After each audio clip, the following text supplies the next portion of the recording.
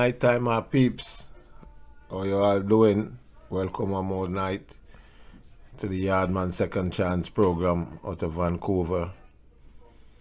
Giving thanks to be alive. Yes, saying shout out to all my subscribers. Thank you for subscribing. Keep on subscribing to my show so my show can grow.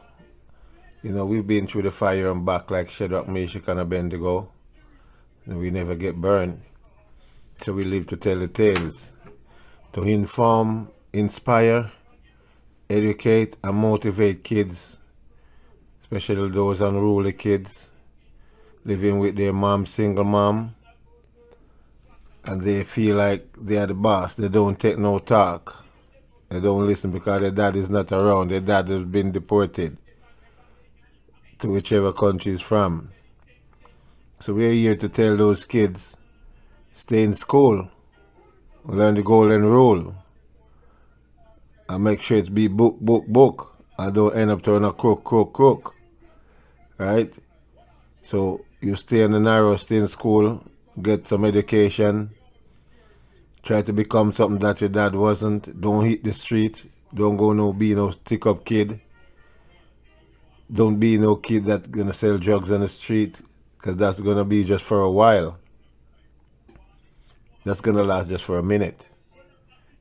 You're gonna go to prison, come back out, spend 4 years, 3 years, and if you do that for 10 years or 20 years, that's 20 years of your life down the drain. 20 years of your life that you can't get back. So someone who has been there before you and have been there and done that, I know what it's like out there. I'm telling you that right now. Change up your direction. If you're going on the wide, big, broad road, try to get on the narrow road. Right?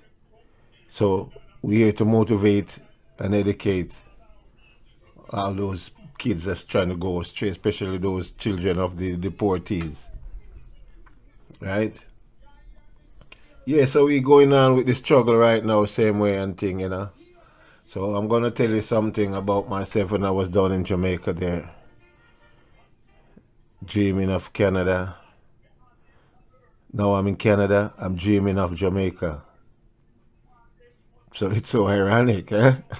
I was there doing my security work, especially my last 10 years. It was real rough. It was real rough because I broke up with my wife down there, 13 years. We've been together, and then the next 11 years, it's been real rough. I have to be living all over, doing all kind of things to survive. I wasn't committing no crime, trying to stay out of crime, doing my little taxi work. Then I did security for 10 years, moving from different place to place. So I was in the city working with my with some Chinese people. That's where I worked for the last 6 years. I won't call the name of the place, but somewhere in Kingston there. Right? I used to be there sitting under this tree, looking up to the mountains. You know? That's why I love Vancouver. Because I remember those times I used to be sitting down looking at the mountains. It's the same like Vancouver. I'm in the city just looking at the beautiful mountains, man. Yeah. So I was there sitting under this tree looking at the mountain every day. I said, man, I want to go back to Canada. I hope and pray one day I go back to Canada. And Father God, give me a second chance. And self, I hope one day and I can get my daughter to come and explain to you guys how difficult it was for her to get me back here. Right? So I was there sitting down under the tree most of the days, just daydreaming. Dreaming of coming back to Canada. I have all my plans. I was making plans saying if I get back to Canada, what I'm going to do. I'm going to be this and that. I came back, and right away, all those things that I was thinking back then is happening right now. Right? I came back, get him a job right away, start paying my taxes, work for that job 2 years. Then I get another job, which is with the city, which I'm working right now. And I pay my taxes for 4 years straight, which I never done before. Because I used to be in the street. Never did that before. Never have a job like this before. So I love my job. Yeah.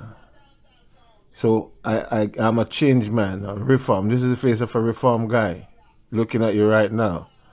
So I need all you guys to just change your ways, because right now I waste 24 years of my life away from my kids. I lost my kid. I couldn't even come to the funeral. My kids grew up without me.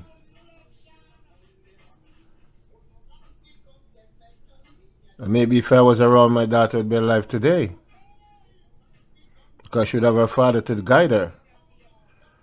She wouldn't have to be going looking for fatherly love or whatever, or, you know. And sometimes they don't listen to their mom, because their mom can't rule them.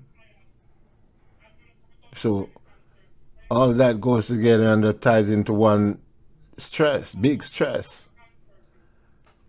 And your life go wasted for 24 years or 30 years. I have friends down there right now, 30 years, they're there on deportation. Still hoping to come back to Canada one day because they got big kids. Right? So, being a deportee, guys, please don't be ashamed. That back in the days, man, when you tell people, oh, I'm on a vacation, I'm spending 2 weeks, and I'm this and I'm that, face up to the reality, y'all. You've been deported, man. So what you gotta do? Try to be back. Straighten out yourself. Get your pardons and stuff. That's why I keep telling all the guys. Don't have to be in crime. For my last 11 years, I'm doing security work. I was riding this bike sometime at night. My bike can't start. I have to push it all the way to Harnett Gardens. I was living in Harnett Gardens then. For the last part of my life, that's where I was living. Big up all the man them down Harnett Gardens. Right? I won't call no names right now. But big up the man them Angola.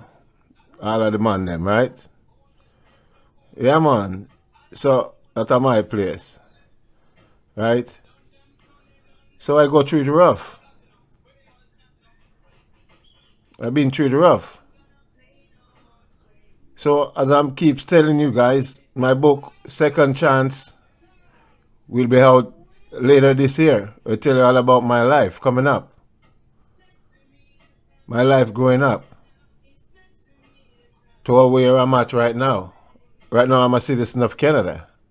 As you can see my Canada flag right there. This is my country now. For years. Right? I got my grandkids. I got my kids here. I got my grandkids. I have no kids in Jamaica. So I'm home with my kids and family. And you guys who leave your kids and been deported for 20 years and your kids grow, 21, 22, 23. Most of those kids right now they're in crime in Toronto. Most of those guys on the street firing shots and stuff. Most of them are deported kids. Yeah, so you see, this struggle, this life is real, man. Yeah, it's real. It's not like a cartoon or some gossip. So when you come and you tune into Yardman Second Chance, you hear real stories, real life happening to people right now, how they're living, guys who've been there, real OGs, and still going on strong without getting involved in crime. Guys who've been inside for 10 years, 13 years, 12 years, 15 years, they're inside. those people and they come out and for 10 years, 20 years, they keep in the straight line. You got to show some respect for those guys, respect. It's not like we're bigging up criminals and stuff. But for people who have changed their life and reform, you got to give a man a second chance. So that's going to be the name of my book coming out like the end of the year. Second Chance. Right? Where you learn about, you're going to read about me, all of my life and stuff. I'll just give you some bits and pieces right now and tell you a little things. But then the real stuff going to be in that book right there. So this is Yardman. Second Chance. Subscribe to my channel. Share up my videos. And touch the notification bell so when I drop a video, you guys will be the first to hear. Okay? And like my video. And peace out. Yardman. Second Chance.